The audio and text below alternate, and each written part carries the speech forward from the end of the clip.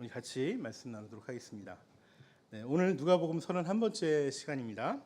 오늘 포도원지기 열심이란 제목으로 사실 우리가 하나님께서 부르신 땅에 이게 씨앗으로 심겨지거든요. 그리고 나무로 자라나게 됩니다. 이것에 대해서 함께 말씀을 나누려고 합니다. 어제 제가 이번 주에 저희 교회 단톡방에 올렸죠.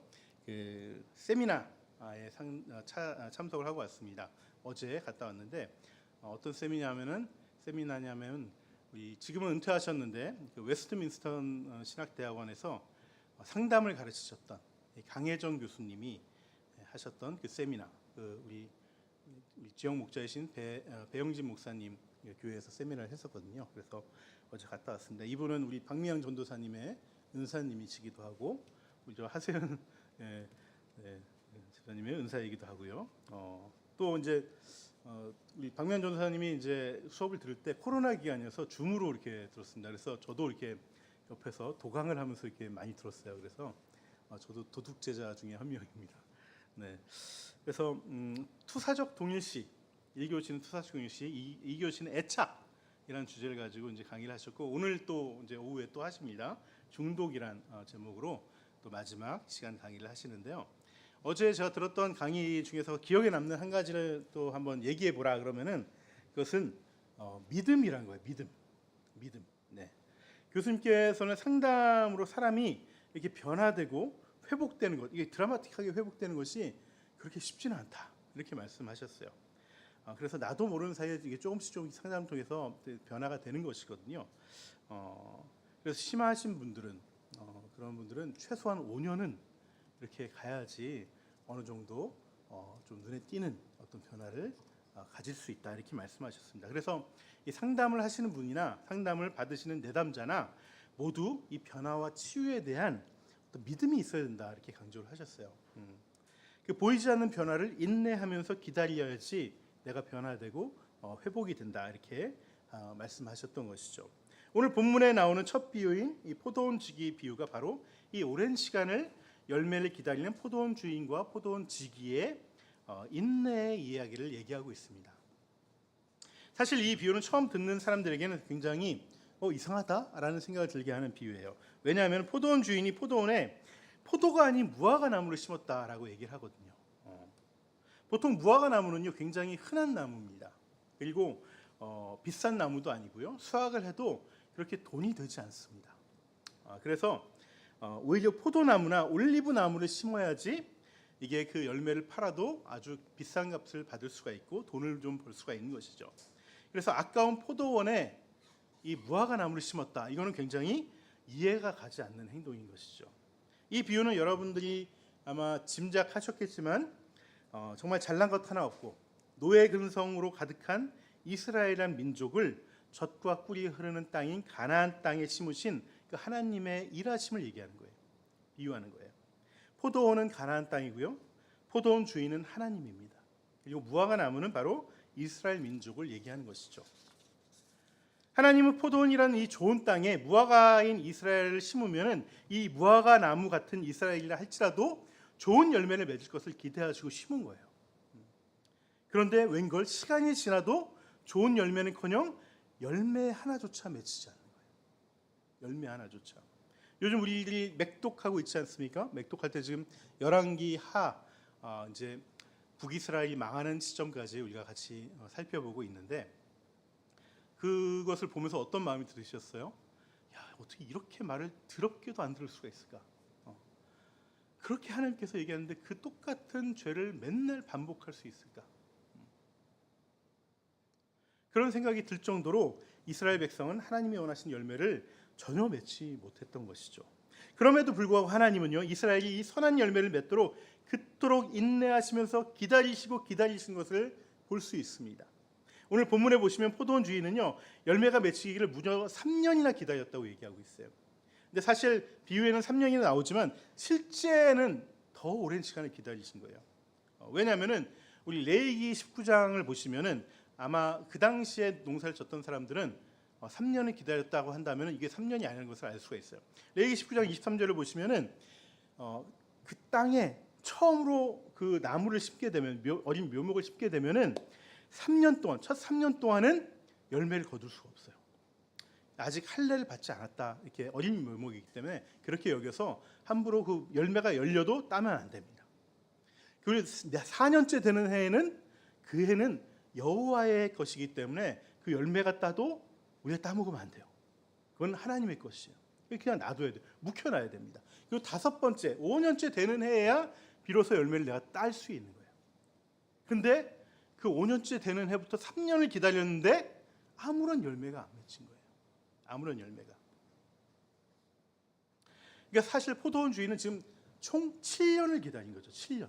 여러분 성경에서 7년 숫자는 더 상징적인 뜻이 있죠. 완전한 수. 그러니까 횟수로 7년을 기다린 것이 아니라 하나님은 정말 기다릴 만큼 완전하게 다 기다린 거예요. 다 기다렸는데 열매가 맺혀지지 않는 것이죠. 그래서 이제 참을 만큼 참다가 도저히 안 되겠다 싶어서 이제 포도원 이제 관리를 하는 포도원 지기에게 얘기합니다. 이렇게 기다렸는데도 열매를 맺지 않으니 당장에 나무를 찍어버려라. 밭을 갈아엎고 다른 걸 심겠다. 이 얘기를 하신 것입니다. 그런데 막상 이 포도원의 주인의 이 명령 앞에서 이 포도원 지기는요, 여기서 한술 더 뜹니다. 포도원 지기가 뭐라고 했는지 한번 같이 읽어볼까요? 우리 8절과 9절입니다. 13장 8절과 9절. 네, 항상 성경책 내지는 핸드폰을 항상 성경 본문을 켜놓고 준비하시기 바랍니다. 네, 8절과 9절을 보면 이렇습니다. 저와 같이 읽겠습니다. 그러자 포도원 지기가 그에게 말하였다. 주인님, 올해만 그냥 두십시오. 그동안 내가 그 둘레를 파고 거름을 주겠습니다. 그렇게 하면 다음 철에 열매를 맺을지도 모릅니다. 그때 가서도 열매를 맺지 못하면 찍어버리십시오. 이 말씀을 하세요. 주인이 기다리다가 이제 그냥 찍어버려라 얘기하니까 포도원 지기는 올해만 참아주세요. 올해만 참아달라고 얘기하는 거예요. 1년만 더 참아달라. 내가 그동안 열심히 거름도 주고 돌봐줄 테니까. 이러면 지들도 사람인데 내년에는 열매를 좀 맺지 않겠어요? 이렇게 얘기를 한 것이죠. 그러면서 포도원 주인을 만류한 거예요. 여러분도 이제는 눈치채시겠지만 이 포도원 지기가 누굴까요? 예수 그리스도시죠. 예수 그리스도. 7년이 지나고 8년째 되는 날을 기다려 보자는 것은 이제 안식일 지난 후 그 첫날, 8일째 되는 날, 주님의 날, 십자가와 부활의 날을 기다려 보자는 거예요. 이제 내가 이 무화과 나무를 위해서 십자가를 질 것인데, 그리고 부활을 할 것인데, 그 십자가를 보고 부활을 본다면 저들도 사람인데 이제는 열매가 맺혀지지 않겠느냐는 거예요. 그래서 성부이신 포도원 주인이신 하나님께, 이 성자 하나님께서 설득하면서 조금만 더 기다려보자라고 간구하고 애원하고 있다는 것이죠. 사실 저는 어제 그 세미나를 들으면서 교수님에게 2가지를 질문했습니다. 둘 다 자기 변화에 대한 질문이었습니다. 하나는 이제 사람의 마음을, 저도 이제 뭐 상담을 전공하지 않았지만은 하도 옆에서 이제 서당계 3년의 품을 얻는다고 저도 관심 있어서 책도 보고 그러니까 이제 사람의 마음든 내 마음든 좀 어느 정도 분석이 되는 것 같아요. 뭐 아마추어 수준이긴 하지만 분석하려고 하고 분석을 할 수 있습니다. 근데 문제는 분석으로만 끝나요. 분석으로만. 특히 내 마음이 그냥 분석으로만 끝나고, 이 분석한 것을 내 스스로 수용하고 변화되어 가고 있는지 내 스스로가 답답한 거예요. 나는 지금 변화되고 있는 것인가? 내 분석한 것대로 나는 지금 수용해서 내가 지금 바뀌어가고 있는 것인가? 그래서 내가 변화되고 있는지 아닌 것인지를 어떻게 알 수 있습니까? 교수님한테 질문했어요. 그걸. 뭔가 되고 있는 것 같긴 한데 또 어떻게 보면 되고 있는 것 같지 않아. 늘 제자리에 맴돌고 있는 것 같아요. 그래서 이 질문을 한 것이죠. 또 하나는 애착 시간에 부모와의 애착이, 저는 제가 스스로 생각해도 잘 되어 있지 않은 것 같아요. 불완전 애착을 맺은 것 같아요. 그래서 정서적 허기가 내 안에 있는데 나는 이것을 자꾸, 우리가 정서적으로 허기진 것을 정서로 채워야 되는데 자꾸 뭘로 채우냐면 이성과 지성으로 채워요. 합리적인 생각으로 채워요. 제가 얼마 전에 그 조나단 피터슨이라는 심리학과 선생님 교수이시고 우리나라에도 그 책을 내서 베스트셀러 인생의 12가지 법칙이라는 책을 쓰신 분인데, 이분이 유튜브 동영상에서 어떤 무신론자하고 얘기를 하는 거예요. 막 얘기를 하는데 누가 맞다 얘기하는데 조던 피터슨이 하는 얘기는 결국 당신들은 하나님을 없다고 하지만 하나님이 아닌 다른 것들을 지금 예배하고 있다라고 얘기하는 거예요. 그게 뭐냐면은 이 무신론자는 얘기해요. 나는 하나님 없어도 제대로 살 수 있고 하나님 없어도 나는 감사하고 살 수 있고 행복하고 살 수 있다 얘기합니다. 근데 조던 피터슨이 뭐라고 얘기하냐면 당신이 그 자리에 갖다 놓은 그 감사와 행복이 사실은 하나님이 주신 것이다. 근데 하나님은 그것을 인격 대 인격으로 주신다.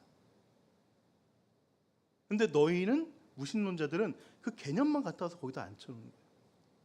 우리는 정서가 허기져 있는데 자꾸 개념으로 우리는 하나님을 받아들이려고 하고 하나님을 없애고 그 자리에 개념을 갖다 놓으려고 하는 것이죠.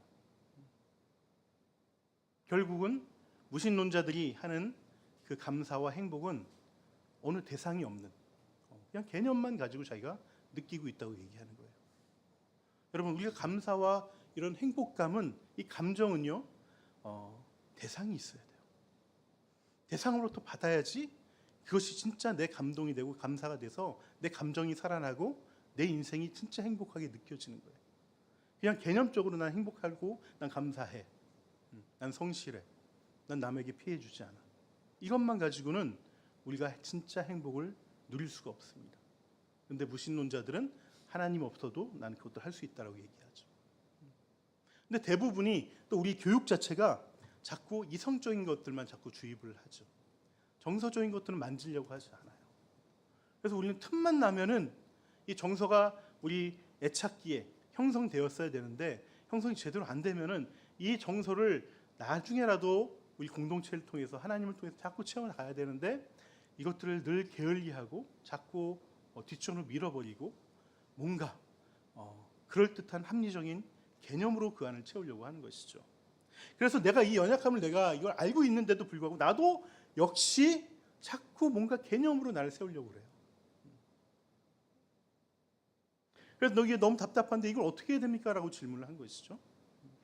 제 질문에 강 교수님의 답이 바로 아까 말씀드렸던 믿음입니다. 믿음.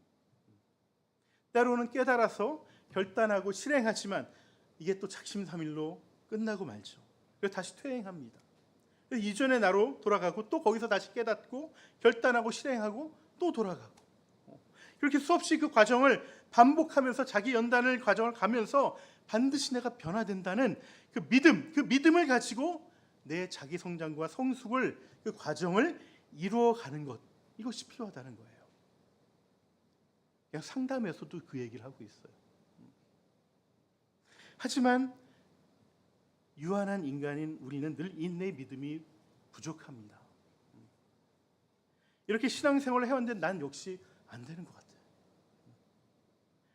나도 나지만은 저 인간은 더 안 되는 것 같아. 그러면서 우리 같이 사는 인간들을 자꾸 հետ듣죠. 우리 부모는 왜 저러지? 이 내 새끼들은 왜 이렇게 답답하지? 이렇게 낙담에 낙담을 이어가다가 아유 뭐 바쁜데 뭐 이런 걸 생각하고 살아. 이 나이에 뭘 더 고치겠어? 뭐가 더 변화되겠어? 원래 사람이란 그런 거지. 이제 낙담을 넘어서 그냥 신앙의 패배주의를 기정사실로 받아들일 때가 너무나 많아요. 오늘날 한국교회 이 패배주의가 너무나 만연합니다. 복음을 받아들이고 복음을 믿으면서 복음의 능력을 믿지 않아요. 아멘 아멘 하면서 막연히 잘 되겠지라고 그런 믿음은 있지만 당장 눈앞의 문제에 있어서는 내가 저걸 어떻게 넘어갈 수 있지? 나 안 될 것 같아. 그냥 바로 하나님께 순종하지 않고 그냥 삶의 패배를 인정하고 그냥 뒷키런치기가 바쁘다는 것이죠. 왜 우리는 이런 패배주의 신앙을 너무나 쉽게 받아들이는 것일까? 거기에는 두 가지 이유가 있는데, 하나는 주님의 시선과 주님의 마음에 우리가 마음을 잘 주지 않기 때문에 그래요. 자꾸 개념으로 접근하기 때문에 그래요. 그리고 내 노력으로 그걸 이루려고 하기 때문에 그렇습니다. 여러분, 이 믿음은요 내 의지로 절대 완성할 수 없습니다. 또 하나는 뭐냐면 내 인생의 목적을 자꾸 잃어버려요. 하나님 나라를 우선순위에 두지 않고 내 인생의 목적을 자꾸 잃어버려요. 환경이 변하고 환경이 바뀌고 환경이 불리하면은 그거 계산하기 바쁘고 목적은 다 없어져 버려요. 먼저 우리는요, 주님의 시선과 주님의 마음에 늘 집중해야 돼요. 주님은 포도원 지기 비유를 말씀하시고 나서 바로 회당으로 가셔서 말씀을 가르치기 시작합니다. 그런데 거기에 18년 된 병마에 시달리는 여인이 있었어요. 이 여인의 병은 척추가 완전히 두 번 구분, 그런 뜻이라고 하네요. 이 헬라어로 쉰키푸스사라는 병 이름을 적었어요. 누가 의사니까 그걸 적었겠죠. 아마 기역자도 아니고 디귿자로 이렇게 꺾인 그런 척추병을 앓고 있습니다. 게다가 이 병은 단순한 병이 아니라 병마에 시달리고 있습니다. 16절에 보시면 예수님이 이 여인이 사단에게 매여 있다라고 얘기하시는데요. 이것으로 보면은 이 여인의 질병은 단순한 질병이 아니라 사단의 공격으로 인해서 사단에게 늘 괴롭힘을 당하는 그런 병을 앓고 있다는 거예요. 말이 18년인지 그 하루하루를 정말 굽어진 등 때문에 하늘 한 번 쳐다보지 못하고 맨날 땅바닥만 보면서 기어다녀야 되는 그 여인의 아픔, 그 상처, 그 통증이 얼마나 무시하고 또 얼마나 괴로웠겠어요. 그런데 아무도 이 여인에 대해서 관심을 두지 않습니다. 사실 회당이라는 곳은 말씀을 선포하는 곳이잖아요. 그런데 이 시대의 여성들이 말씀을 듣고 배우는 것은 사실 그 자체가 죄악으로 여겼어요. 죄악으로 여겼어요. 우리 저번에 10장 할 때 누가복음 10장 할 때 마르다와 마리아 얘기 제가 말씀드렸었죠. 그때 마르다가 마리아에게 막 화를 내면서 또 예수님에게 화를 내면서 했던 것이 사실은 시샘도 아니고요. 뭐 일이 힘든데 마리아가 아무것도 하지 않아서도 아니고 그때 왜 그렇게 화를 냈다고 그랬죠? 제자들만이 할 수 있는 일, 그게 이제 스승 앞에서 배우는 일이거든요. 근데 그 제자는 남자들만 될 수 있어요. 근데 그 남자들만 될 수 있는 그 일을 지금 여자가 하고 있는 거예요. 그러니까 화가 나는 거예요. 그래서 화가 나서 예수님한테 뭐라 그러잖아요. 예수님, 지금 저 여자애가 지금 말씀을 배우겠다고, 제자가 되겠다고 지금 예수님 앞에 앉아서 지금 배우고 있는데 훌륭하신 스승님이라면은 이런 거 그냥 보면 안 되죠. 어디 여자가 갑자기 그 말씀을 배우고 제자가 되겠다고 이렇게 나서는 거예요. 그래서 오히려 예수님을 따지고 있는 거예요. 예수님을. 기억이 안 나시면 다시 유튜브를 다시 정주행하시기 바랍니다. 네. 지금 이 상황은요, 회당에 모인 대부분의 남자들의 분노를 사기에 굉장히 충분한 그런 사건이에요. 안식일에 병자를 고쳤다 안 고쳤다를 떠나서 이미 이 회당에 이 여자가 와 있다는 것 자체가 회당에 모인 남자들은요 너무나 불쾌하고 기분 나쁘고 화나는 그런 상황이라는 것이죠. 사실 오늘 본문에는 한글 번역본에 빠진 단어가 있습니다. 11절에 보시면은 그런데라는 말 앞에 빠진 헬라어가 있습니다. 그 헬라어가 뭐냐면 이두라는 헬라어. 이두는 무슨 뜻이냐면요, 보라라는 뜻이에요. 보라. 이 보라란 말은 이 상황을 강조하기 위해서 좀 현실적으로 얘기해주고 이 상황을 좀 제대로 좀 보라는 의미에서 이렇게 얘기하는 것이죠. 우리도 어떤 상황을 설명할 때, 자 봐봐, 지금 이게 어떤 상황이면 이런 상황이야. 이게 살이야? 이게 실화야? 막 이렇게 얘기할 때 이런 표현 쓰잖아요. 지금 이렇게 누가는 지금 이걸 쓰고 있는 거예요. 왜냐하면 회당에 여자가 오는 것도 입이 떡 벌어질 만큼 놀라운 상황이고, 게다가 그 여자는 몸도 굽어서 허리결차 필 수 없는, 거기다 귀신에 붙들린 것처럼 부정해 보이니까 정말 엄청난, 눈이 동그래질 만한 사건인 것이죠. 그런데 남자들은 그 여자에게 쏘아보면서 빨리 안 나가 이렇게 할 수도 없어요. 왜냐하면 유대의 남자들은요 자기 부인이 아닌 다른 여자들에게 공공의 장소에서 눈길을 주면 안 됩니다. 그렇기 때문에 다들 어떻게 했겠어요? 고개를 숙이고 했겠죠. 네, 이런 상황입니다. 이런 상황, 이걸 보라는 거예요. 네. 근데 여기 또 놀라운 일이 있죠. 회당 안에 있는 모든 남자들이 그 여인을 부정하고 불쾌하게 여기고 있고 씩씩거리고 있을 때 말씀을 가르치시던 분이, 그 선생이란 분이 그 불쾌하고 부정한 여인에게 손을 얹어가면서 치유하고 있다는 거예요. 이게 굉장히 놀라운 일이죠. 근데 저는 누가가 여기서 보라고 한 이유는요, 단지 이 상황만 놀라운 것이 아니라 저는 누가가 이 상황에서 우리가 봐야 될 부분이 있다는 거예요. 그게 바로 뭐냐면은 바로 이 여인의 마음이에요. 그리고 주님의 마음이에요. 18년 동안 아무런 변화가 없이 날마다 고통 가운데 살아왔던 이 여인이 말씀이라도 좀 들었으면 좋겠어. 그럼 내가 뭔가 좀 나아질 것 같아. 게다가 정말 권위 있는 말씀을 가르치는 예수님이란 분이 왔는데 그분의 말씀을 들으면 내가 뭔가 좀 나아지지 않을까?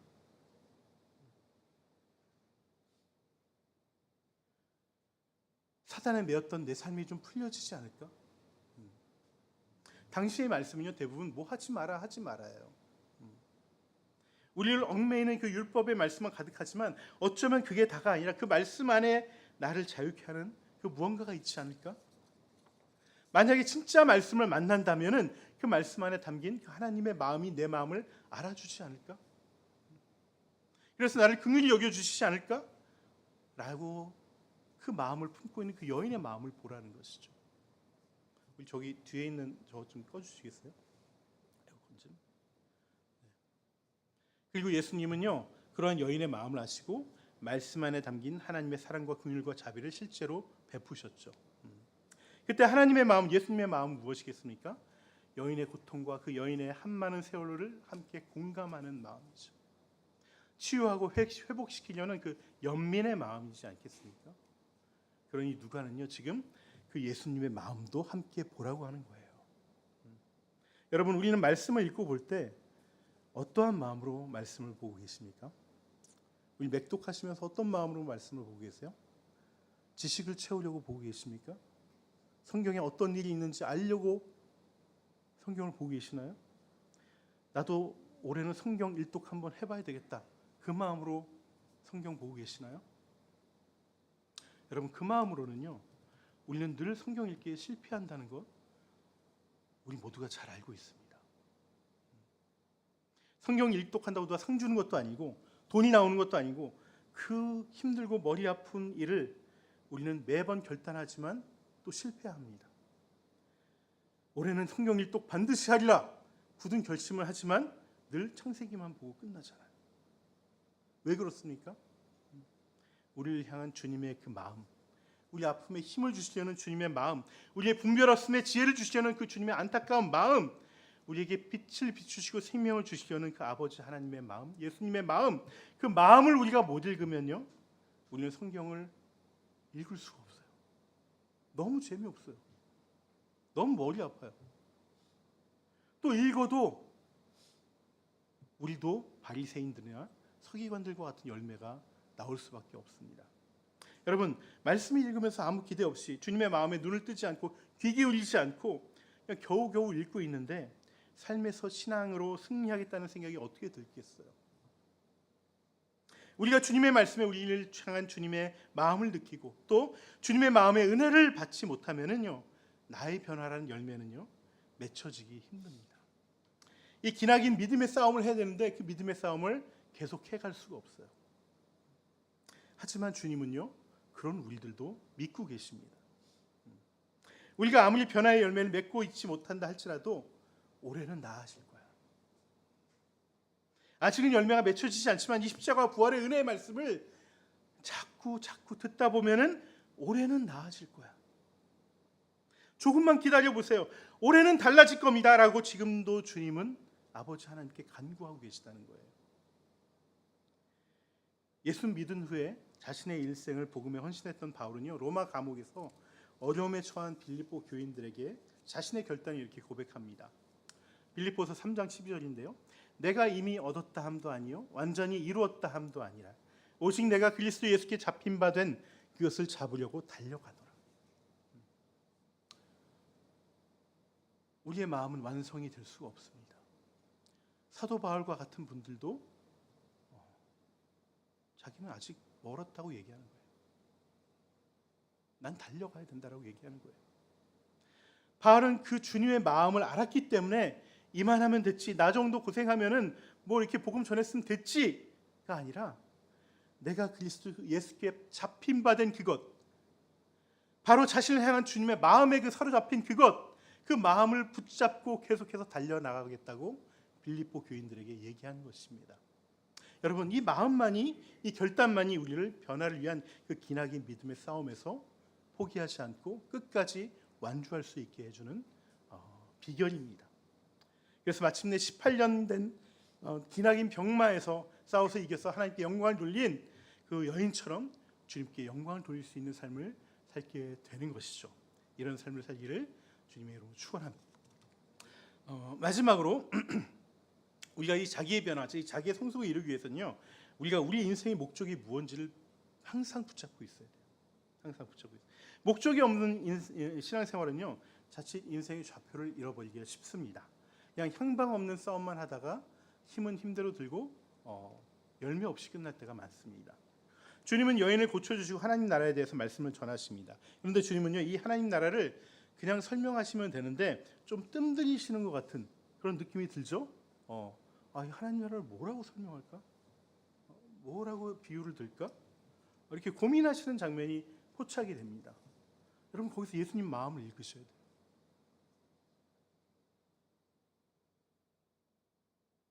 이렇게 고민하시는 이유는요, 하나님 나라에는 개념이 아니에요. 하나님 나라는 모다가 아니에요. 그냥 말로 쉽게 설명하면 끝날 문제가 아니에요.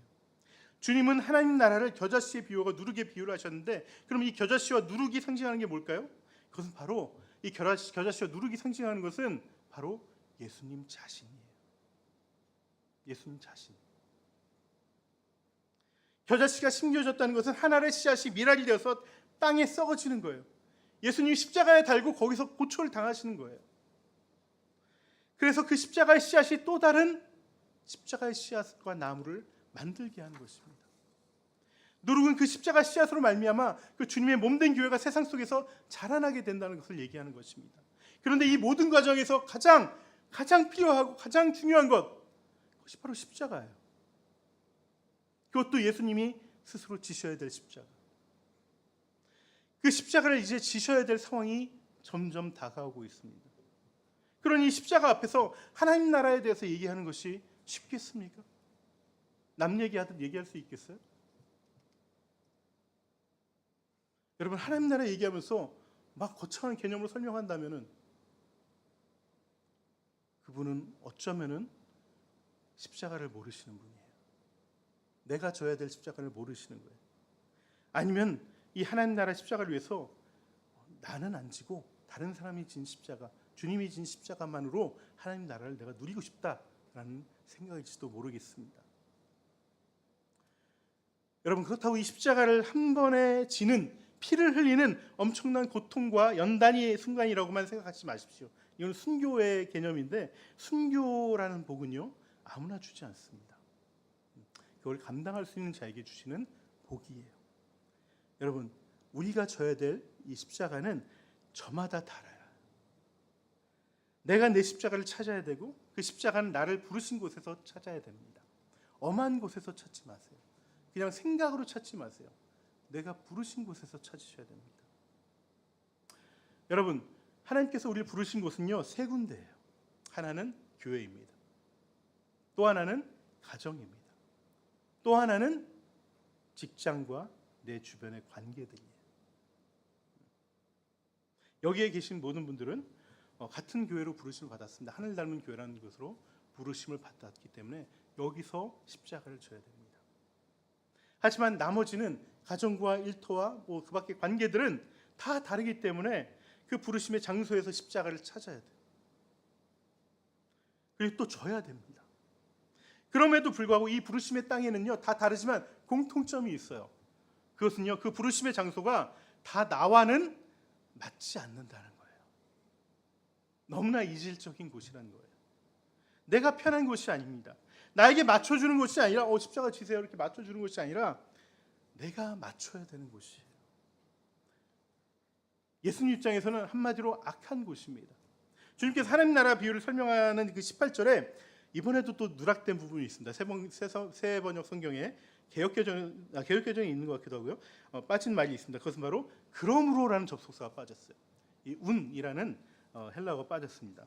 이 말은 뭐냐면요, 지금 여인으로 인해서 이 회당에서 이 율법 교사들과 사람들이 이 예수님을 막 뭐라 하고 질책하고 막 그 몰아내려고 하고, 하지만 사람들은 이것을 통해서 하나님께 영광을 돌리고 그렇게 하잖아요. 그러므로 하나님 나라를 뭐에게 비유할까? 이 얘기는 뭡니까?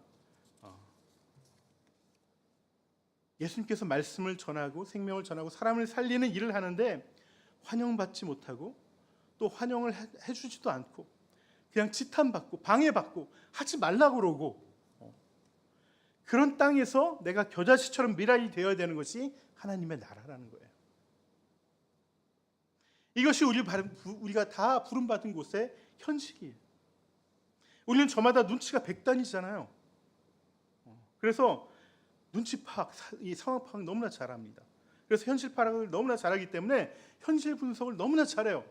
딱 보면은 여기는 힘든 곳이다, 어려운 곳이다,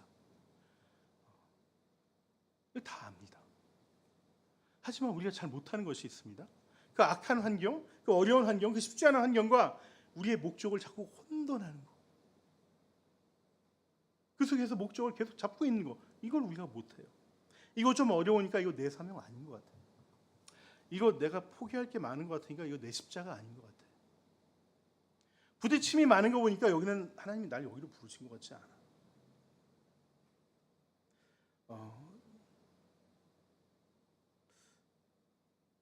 우리 지난주에 오늘 저희 집에서 처갓집 집들이를 합니다. 네, 그래서 우리 목장 때도 잠깐 제가 말씀드렸는데 원래는 처음에 이렇게 연기가 됐어요. 예전에 한다고 그랬었잖아요. 연기가 됐었는데 그때 여름 휴가 끼고 그래서 연기가 되고, 그래서 그 지지난주인가요? 한번 뵀을 때 제가 오늘 생일이거든요. 그래서 오늘 제 생일이기도 하니까 오늘 오시라고 그랬더니 장모님이 그날 무슨 일 있을 것 같은데 아주 좀 생각해보고 나중에 연락을 줄 수 있다고 하셨어요. 그리고 장인어른은 뭐 그런 걸 해 그러면서 하지 마 이렇게 얘기하신 거예요. 근데 굉장히 좀 서운하더라고요. 이 둘째, 셋째는 뭐 이렇게 아주 성대하게 했었거든요. 집들이 같은 거 성대하게 하고 그랬었는데 그게 서운한 거죠. 그럼 뭔가 특히 제 아내가 제가 보기에도 뭔가 좀 차별을 당하는 것 같고, 그리고 사실 우리는 따로 이제 개척교회에서 이렇게 또 교회를 세워나가고 있고 용인에 있고, 근데 우리 처갓집과 이 둘째네와 셋째네는 사실 의왕에 같이 있거든요. 바로 옆 동에 있습니다. 그리고 같은 교회에 다닙니다. 그리고 우리 가면은 매일 그 교회 얘기만 해요. 우리는 한참 얘기하다 그래서 허목사는 지금 몇 명 모이나?